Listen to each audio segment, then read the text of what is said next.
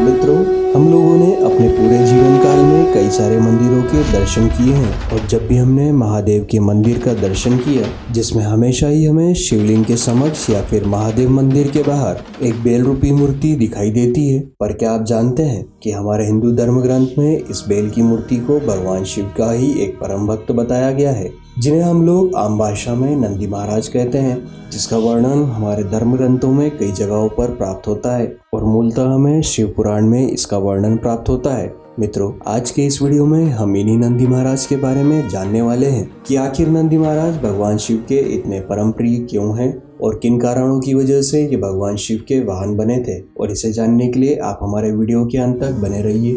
मित्रों, हमारे हिंदू धर्म में पाए जाने वाली 18 पुराणों में से एक शिव पुराण का जब हम अध्ययन करते हैं तो उसी शिव पुराण की रुद्र संहिता में हम एक ऐसी कथा का वर्णन देखते हैं जिसमें हमें बताया जाता है कि महादेव के वाहन नंदी महाराज ना कि भगवान शिव के प्रिय भक्त थे, बल्कि वह सभी गणों के प्रमुख भी कहलाते हैं। और इसी कथा के अनुसार हमें यह भी पता चलता है कि पौराणिक समय में शिलाद नामक एक महात्मा हुआ करते थे जो नित्य प्रतिदिन भगवान शिव की आराधना करते थे।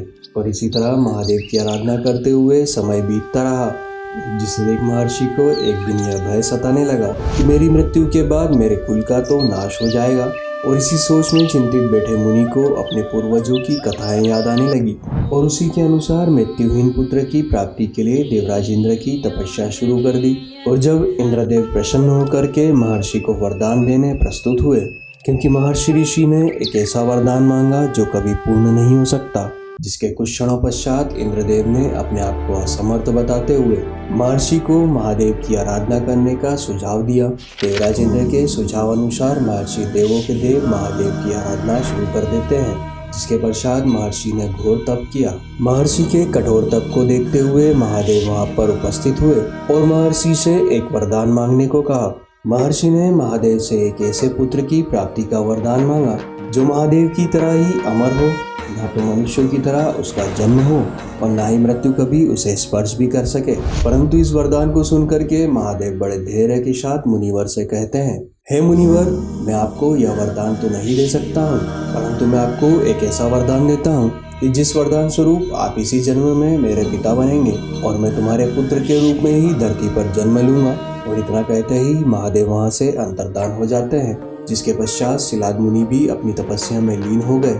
और जब शिलाद मुनि भगवान शिव के नाम का यज्ञ कर रहे थे, उसी समय यज्ञ की अग्नि से उन्हें एक पुत्र की प्राप्ति हुई जिसका तेज अग्नि के समान था, जिसे देख महर्षि प्रसन्न हो जाते हैं। जिसके तत्पश्चात शिलाद मुनि हिंदू धर्म के अनुसार उस बालक का नामकरण संस्कार पूर्ण करते हैं। और समय के साथ बड़े होते हुए महर्षि ने बालक को संपूर्ण वेद और कई सारे अस्त्रों का अध्ययन भी करवाया था और इसी तरह बालक भी अपने दिनचर्या को निभाने लगा।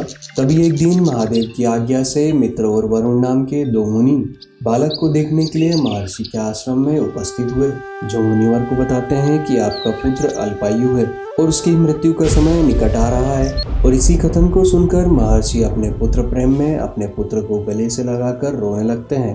पिता को इस तरीके से रोते देख बालक ने अपने पिता से पूछा, पिताश्री, आपको ऐसा कौन सा दुख है जिस वजह से आपको इतनी पीड़ा हो रही है? कृपया आप मुझे बताने का कष्ट करें, मैं आपकी इस पीड़ा को स्वतः ही ठीक करने की कोशिश करूंगा।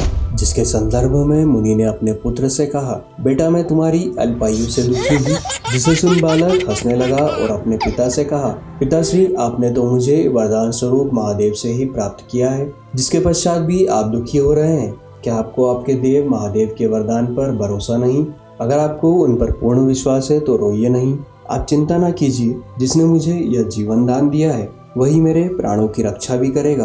अपने बालक के मुख से इन बातों को सुनकर के मुनि चिंता मुक्त हो जाते हैं। और जब बालक की शिक्षा पूर्ण हो जाती है, जिसके तत्पश्चात वो अपने पिता से आज्ञा लेकर के महादेव की तपस्या करने के लिए जंगलों में चला जाता है और जाकर के एक शिवलिंग बनाकर महादेव की तपस्या शुरू कर देता है। परंतु बालक की तपस्या के बीच में कई सारी कठिनाइयां भी उत्पन्न होने लगी थी, पर उसके पश्चात भी बालक अपनी तपस्या से भटका नहीं, जिससे प्रसन्न होकर के देवों के देव महादेव उस बालक के पास उपस्थित हो जाते हैं। परंतु महादेव को देख वह बालक भूल जाता है कि वह अपनी लंबी आयु के लिए महादेव की तपस्या कर रहा था और तुरंत ही खड़े होकर के महादेव को प्रणाम करने लगता है। पर इसके पश्चात भी महादेव ने बालक को वरदान मांगने को कहा। तभी बालक ने वरदान स्वरूप ताउम्र महादेव से उनका सानिध्य मांग लिया और वह महादेव से प्रार्थना करने लगा कि वह हर समय महादेव के सानिध्य में रहना चाहता है। जिसे सुन महादेव उस बालक से कहते हैं, हे बालक, तुम्हें अपनी मृत्यु का इतना भय क्यों है? तुम तो मेरा ही एक अंश हो, तुम्हें तनिक भी संशय नहीं होना चाहिए। और इसी वरदान के पश्चात तुम मेरे प्रियजन के समान होगे। तुम हमेशा ही मेरे पारुष भाग में विराजमान रहोगे और तुम हमेशा ही मेरे प्रिय भक्त रहोगे। जिसे सुन बालक अति प्रसन्न हो जाता है। जिसके पश्चात महादेव कैलाश पहुंचकर अपनी पत्नी उमा से नंदी को गणाध्यक्ष घोषित करने के लिए उनकी राय मांगते हैं। जिस पर देवी प्रभु से कहती है, हे प्रभु, आप नंदी को गणाध्यक्ष का पद प्रदान कर सकते हैं, क्योंकि यह शिलानंदन मेरे लिए हमेशा ही पुत्र के समान रहेगा और इसी वजह से यह मेरा अति प्रिय भी है। जिसके तत्पश्चात महादेव ने अपने अति बलशाली गणों को बुला करके उनसे कहने लगे, यह मेरा पुत्र नंदेश्वर सभी गणों का नायक है, इसलिए तुम सभी मिलकर के इसका गणाध्यक्ष के रूप में अभिषेक करो। जिसके पश्चात नंदी तुम सभी का गणाध्यक्ष कहलाएगा। वरदान के पश्चात महादेव ने नंदी को बेल का स्वरूप प्रदान किया और उन्हें हमेशा के लिए ही अपना वाहन बना लिया, ताकि वह किसी भी क्षण महादेव से दूर न रह सके।